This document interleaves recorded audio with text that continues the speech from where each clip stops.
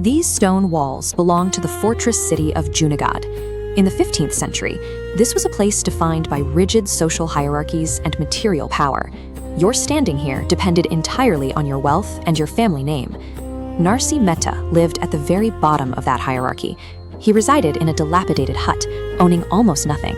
Yet Narsi was constantly immersed in a state of joyous devotion to Lord Krishna, seemingly immune to the harsh realities of his own poverty.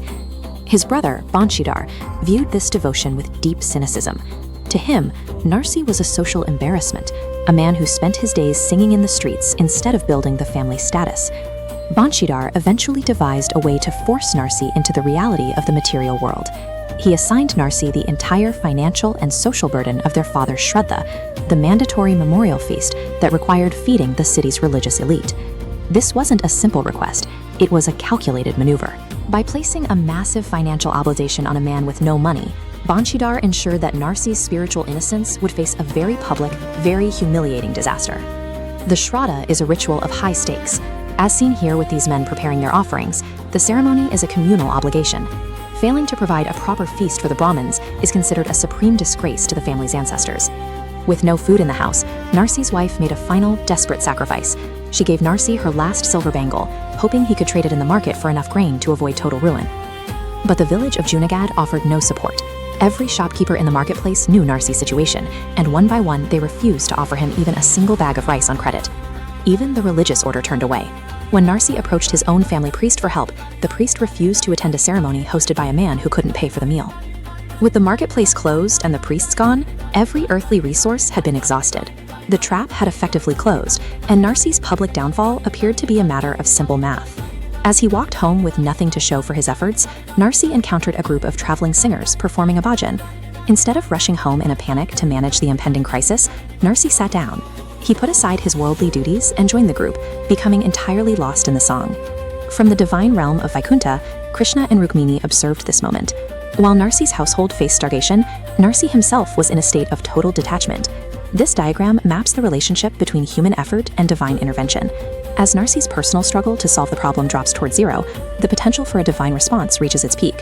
His decision to stop fighting became the exact catalyst. At that moment, Krishna descended to earth.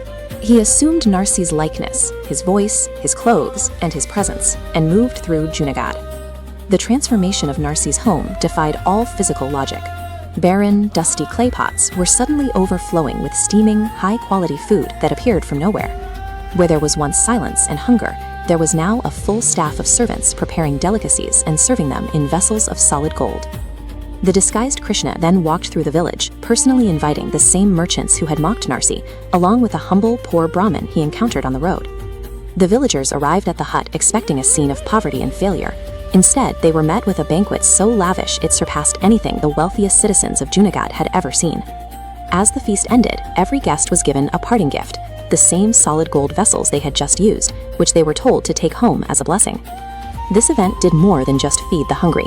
It shattered the skeptical worldview of the entire village, replacing their cynicism with an undeniable proof of something beyond their understanding.